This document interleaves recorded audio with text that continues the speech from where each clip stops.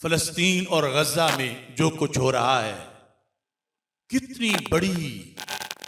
قیامت صغریٰ برپا ہے۔ لاکھ سے زائد فلسطینی شہید ہو چکے ہیں، جو اباج ہو گئے، جو بے آسرا ہیں، اور پھر جو بچے ہوئے ہیں ان کے پاس لقمہ نہیں، وہ بھوک سے مر رہے ہیں، اور پھر ان کے لیے اناج، خوراک، دوائی کے لیے جو گلوبل سموتھ فلوٹیلا چلا اور بڑا طویل سمندری سفر کر کے وہ لوگ غزہ کے قریب پہنچے، ان پر حملہ کر دیا گیا، ان پہ دھاوا بول دیا گیا، اور تقریباً 55 کے قریب جو جہاز تھے فلوٹیلا کے اندر، ان پر ذلیل اسرائیل نے قبضہ کر لیا اور 200 کے قریب لوگوں کو گرفتار کر لیا۔ اب مذمت لفظ تو اتنا چھوٹا ہے کہ ہم ان کے اس بھیانک کرتوت کے لیے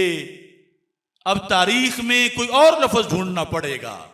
کوئی ہٹلر اور چنگیز جیسے بدبخت بھی اتنا ظلم نہیں کر سکے ہوں گے جتنی قسموں کا ظلم غزہ اور فلسطین کے مسلمانوں پہ کیا جا رہا ہے، اور پھر جو تڑپ رہے ہیں ایک لقمے کے لیے، دوائی کے لیے، ان کے طرف جو جا رہے تھے، کسی ضابطہ، قاعدہ، قانون اور آئین میں یہ نہیں ہے کہ جو ظلم اس وقت اسرائیل نے ان کو روک کر پھر غزہ کے منتظر مسلمانوں پر کیا ہے، لیکن اس سے بھی ایک بڑا حملہ ہو رہا ہے،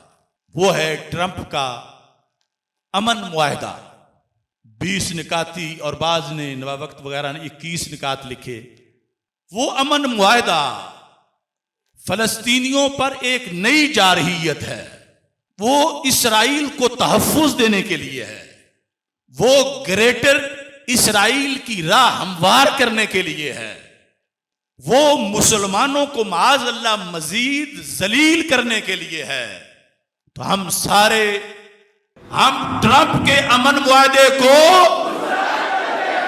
ہم ٹرمپ کے امن معاہدے کو، ہم ٹرمپ کے امن معاہدے کو، اور ہم اپنی فوج اور اپنی حکومت سے یہ مطالبہ کرتے ہیں کہ ہرگز کسی ایسے معاہدے میں مت شرکت کی جائے جو نظریہ پاکستان کے منافی ہے، قرآن کے منافی ہے، اور بانی پاکستان کے فرمان کے منافی ہے۔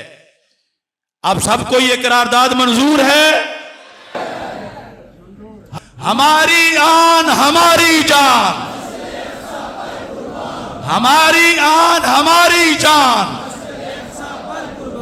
ہماری آن ہماری جان، ہماری آن ہماری جان، ہماری آن ہماری جان، ہماری آن ہماری جان، ہماری آن ہماری جان، ہماری آن ہماری